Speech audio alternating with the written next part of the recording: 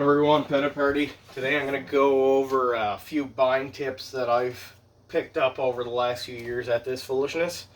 Um, as always, I don't know what the hell I'm at. I'm wearing an anime t-shirt, so obviously I'm an idiot and don't know anything about buying, selling, trading, flipping, how to eat, breathe, or any of that crap. So shouldn't probably listen to me at all. So, buying tip number one. This is probably the most important thing for me. Don't be a jackass. I come across this a lot when people slide into my DMs on Instagram or on eBay. And the number one sob story you tend to get is that something is super nostalgic or means a lot to them as a kid. You're that guy who used to go fishing with his dad when he was a kid, and him and his dad were out in a storm. Dad fell off boat, disappeared, and one day a card washed up on the ocean.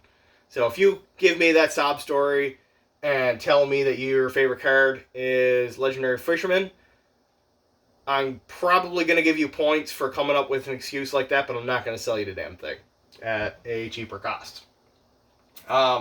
This is especially true when your immediate or, short-term plan is to flip that card that you're buying off of me for immediate profit and laugh at me in group chats or to your best friend. So, I have encountered this multiple times where people tell me they want an item for their personal collection, and only, not even a week after they get it, it's up for sale at 2, 3, 4 times what I sold it to them for. So, unless I know you personally at this point, or I know, your buying, trading, selling habits, I'm not selling shit to you super cheap. Don't bother asking. I get burned by that way too often, and it gets super annoying. Also, if you mock a seller or make fun of them or make it seem like they don't know what the hell they're talking about, chances are that seller is never going to deal with you again. So that goes back to not being a quote-unquote jackass. So, tip number 2. Make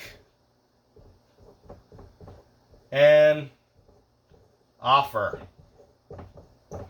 I don't know how many times I've seen cards on eBay especially where they're priced at a certain price point and think, okay, well, there's no way in hell the seller is willing to accept that type of an offer that I'm willing to give on a card, and then find out that the card actually sold for less than I was willing to offer them. So, with the make an offer button on eBay, the worst thing that can happen is you get an auto decline.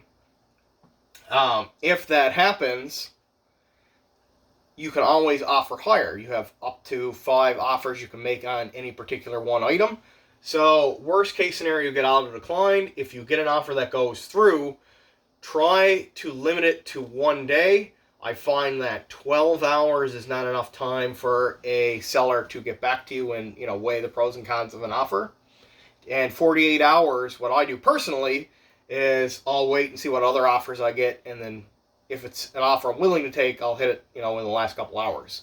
So you never want to give a seller, 48 hours to try and find a better offer to beat your offer, but you also don't want to shortchange them in case they're asleep or something like that. So I find making an offer on eBay for, 24-hour window, pretty good thing I've come to do and find successful. And just because you think that a card is worth X doesn't mean the seller thinks that it's also worth X. Because there are a lot of people who are selling, Yu-Gi-Oh! Magic, Pokemon, sports cards, whatever, online, who have their own little, niche that they carve out. So if you have a Pokemon seller who doesn't give a shit about Yu-Gi-Oh!, they might have bought a collection that had a bunch of Yu-Gi-Oh! Items in it, and they just graded them for the sake of getting them graded and don't really give a shit what they sell for. They might have just looked at, eBay sold listings. If there was, say, a beat-up PSA 10 or, a low-quality item by a collector standards, they just look at the price, say, okay, well, that one sold for 1,000, so I'll list this one for 1,000. When in actuality, the card might be worth, $2,000 2,000, 2,500, whatever.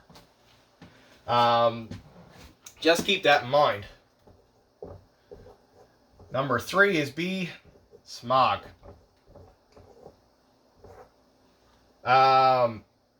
This one is one that I have made most of my success off of.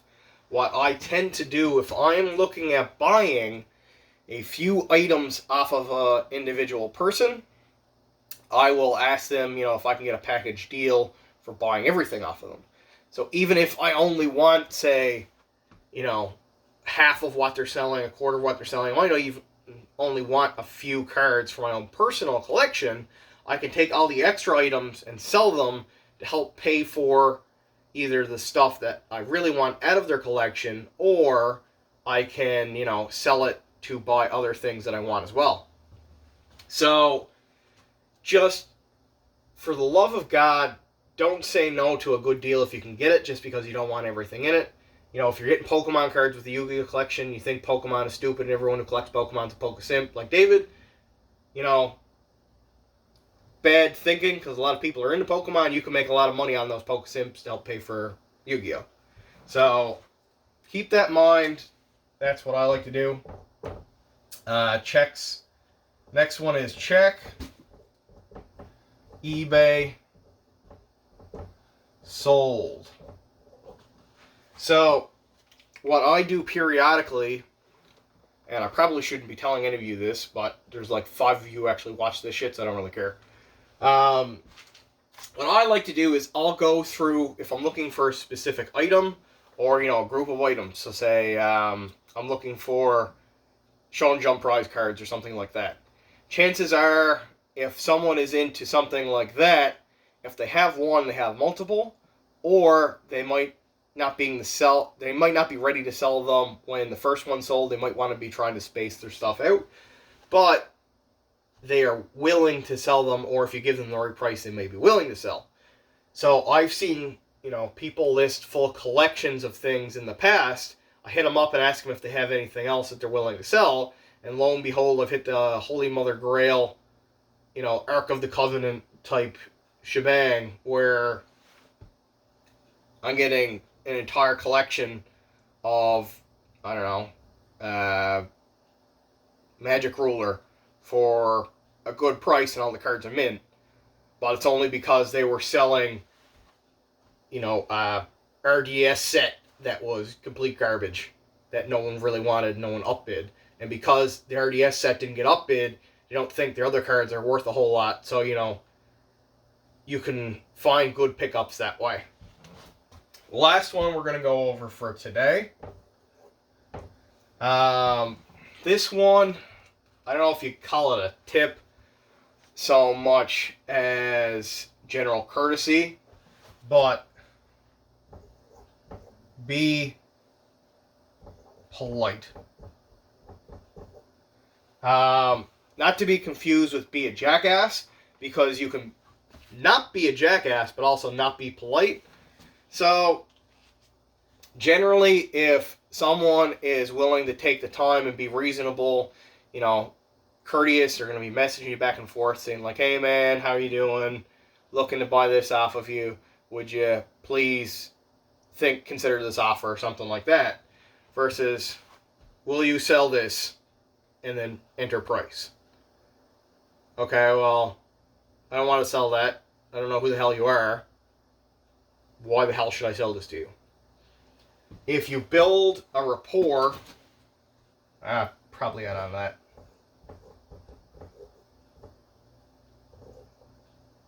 Relationships. There we go.